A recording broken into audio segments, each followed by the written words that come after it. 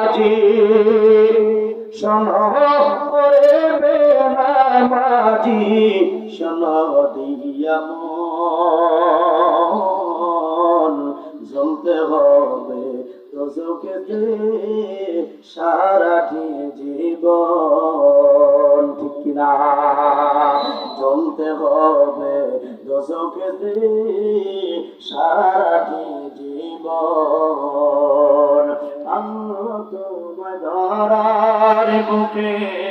করিয়া সৃজন করবিরে তুই গুণগান তার বসিয়া সারাক্ষণ প্রভুর ইবাদত তুই করলি না রে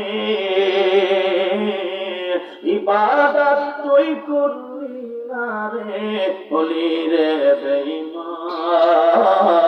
মরার পরে